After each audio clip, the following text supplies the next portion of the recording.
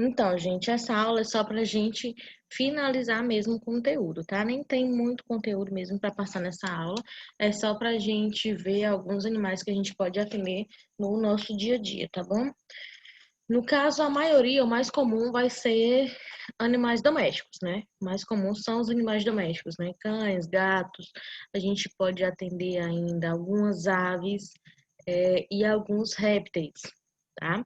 Mas se você for trabalhar, né, em alguma ONG, em alguma instituição que trabalhe com o cuidado de animais silvestres, aí você vai encontrar outros tipos de animais, tá certo? Outras espécies que não são comuns para a gente nas clínicas pequenas, tá? Daí você pode encontrar animais silvestres, animais aquáticos e assim por diante, tá? Aqui a gente tem alguns répteis que é até comum a gente encontrar as tartarugas, os cágados, tá? Os jabutis, a gente até encontra porque são criados em casa, né? É até comum, de certa forma, tá bom? E cobras, sim, tem pessoas que criam cobras, né? E às vezes é preciso fazer radiografia delas, já que o jacaré e alguns tipos de lagartos não são tão comuns. A gente até atende lagartos, né? Algumas iguanas, algumas espécies de iguanas as pessoas criam em casa. Aí vamos aqui. Para posicionar a cobra, no caso, o posicionamento dela, o normal, é ela esticadinha, tá? Ela bem esticada seria o posicionamento normal. Eu nunca atendi uma cobra. Queria muito, mas nunca atendi uma cobra.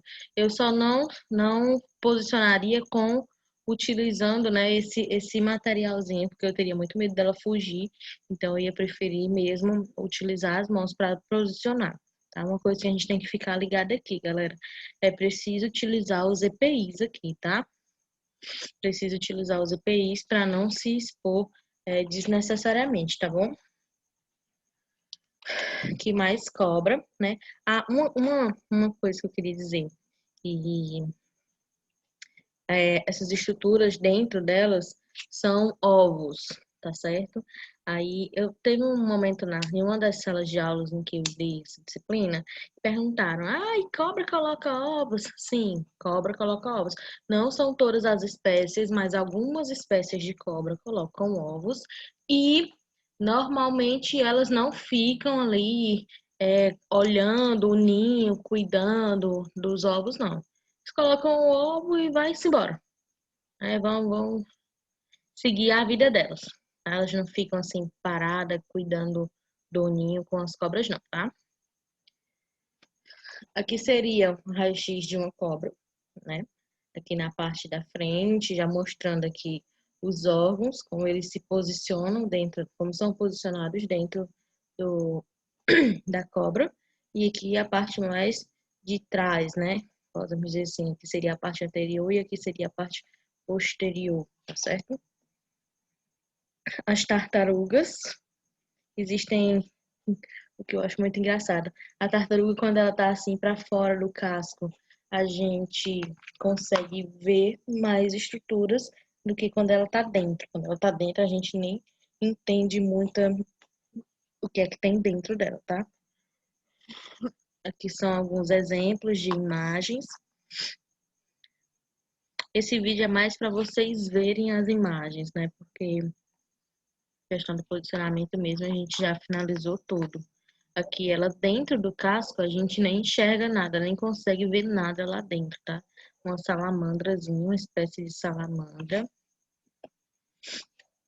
Os jacarés, né? Tem, sempre tem alguém na turma que se interessa muito pela veterinária, sempre tem alguém assim. E pelo menos eu, quando eu comecei a estudar essa parte da veterinária, eu me interessei muito pelo cuidado com animais silvestres, mas não me coube ainda nesse espaço, né? Mas vai caber um dia, sim. Tá? Mas ainda não me coube nesse espaço, ainda não tive acesso a esse tipo de animal. Mas olha aqui como que é feito o posicionamento aqui desse jacaré, né? Ele fica todo amarrado e Nem precisa tanto ficar próximo ao animal durante o exame, ó. Ele fica, amarra aqui as patas, né? Ele já fica quietinho. Sobre as aves, na verdade aqui é bem um comparativo, né? Com os ossos dos humanos, né? Aqui seria um equino, um cavalo, tá? Aí húmero, né? Rádio e una, e os ossos do carpo, metacarpo, enfim. Aqui do mesmo jeito nas asas, aqui são morcegos, tá? E aqui são de algumas aves, certo? Aqui o raio-x, bem direitinho. E também é muito lindinho, né, gente? Muito bonitinho. Esse caso aqui passou em vários jornais, na verdade, né? Eles encontraram essa ave faltando essa parte do bico. Ela estava presa e fazendo esse processo de tráfico de animais, enfim, essas coisas, né? E eles fizeram, imprimiram na impressora 3D, né, a partezinha final do bico desse animal para poder colocar aqui e ele poder continuar vivendo. Eles precisam desse bico para poder se alimentar, então não estava sendo muito fácil para ela é, manter a sua alimentação. Tá? Aqui a gente vê uma fratura, ó, assim, acho que é um papagaio aqui. A gente vê uma fraturazinha aqui de hêmero. Aqui são mais equinos, né? Mais do trabalho feito com os equinos. A máquina que é utilizada aqui é o raio-x móvel, tá? A gente tem o portátil e tem o móvel, tá? Existe uma diferença. O móvel você já leva para qualquer canto, né? Qualquer lugar. Aqui esses animais são contidos quimicamente, obviamente, não tem perigo, não tem como, né, conter esse animal de forma física sem utilizar as cordas, muito menos de deitar ele assim, de colocar ele no decúbito, tá? Então, aqui é medicação mesmo, possivelmente para cirurgia, tá? Sobre os grandes felinos, não, se um gato pequeno já é difícil de radiografar, já tem as suas dificuldades para radiografar, imagine os felinos grandes, né? Imagine as pomas, os leões, enfim, os felinos grandes, tá? São espécies bastante violentas, é da natureza deles ser violenta, e quando estão com dor, né, durante o exame, vai ser pior ainda. Então, são espécies bem complicadas, tá? Aqui na radioterapia, ó, pro raio-x aqui. Olha que coisa linda. Tigre. Aqui ele já foi contido quimicamente, né? Depois eles fazem o posicionamento para poder realizar o exame. Aqui é uma puma, uma pantera, se eu não me engano. Uma puma, é. Aqui é um urso, tá? Enorme de grande, quase nem cabe na tomografia. Os elefantes. E os animais aquáticos, que eu acredito que é o que gera mais dúvida, né? Como que fazem isso? Vamos lá. O animal, no caso, vamos botar aqui um peixe, né? Que é esse que tem aqui embaixo. O peixe, ele não para de nadar dentro do aquário. Ele fica sempre o tempo todo nadando, né? Então, para a gente poder fazer o exame, como é que a gente faz? Depois eu explico essa metodologia aqui, mas a gente vai ver primeiro essa, tá? Coloca o sedativo dentro da água, tá? A gente coloca o sedativo dentro da água e vai ficar observando ali o comportamento do animal. Quando ele parar de nadar, quando ele ficar quietinho, mais letárgico, a gente coloca o recipiente com água e tudo, tá certo? Com ele dentro do recipiente, pega para fazer o exame. Ó, aqui seria a ampola, nossa ampola, e aqui estaria o chassi fazendo um perfil desse peixinho, tá? E ele tá assim dentro do saquinho ou dentro de um recipiente transparente, já sedado, tá certo? E aqui do mesmo jeito, a nossa ampola e aqui tá o nosso chassi. Aqui eles colocam o oxigênio, colocam o animal já ligado a uma bomba de oxigênio direto nas vias aéreas desse animal, tá? Para ele poder ficar fora do ambiente aquático. Se você pesquisar na internet, você vai encontrar uma cirurgia que aconteceu num peixinho dourado. Um peixinho dourado fez uma cirurgia de tumor cerebral, pra você ter uma ideia. Tumor cerebral. Um peixinho dourado é uma coisa mínima, ele é bem pequenininho. Mas alguém, né, pagou para fazer uma cirurgia em retirada de tumor e deu tudo certo. O peixinho saiu vivo e eles fizeram esse procedimento de colocar o oxigênio direto nas vias aéreas dele para ele ficar vivo enquanto ele estava fora da água. Eles estavam fazendo o procedimento, tá? Aqui a gente tem um tubarão martelo, né? Que é a coisa mais linda, gente. Olha que lindo. Muito lindo. Tá aqui os peixes, que é um peixe disco. Também é muito bonito. São todos assim, bem coloridinhos. Os camundongos, né? Os roedores, a gente também encontra muito, tá? A gente também encontra muitos roedores nas clínicas pequenas. Tem muita gente que cria. E para a gente finalizar, vamos ver aqui os aparelhos e os acessórios, né? Radioproteção.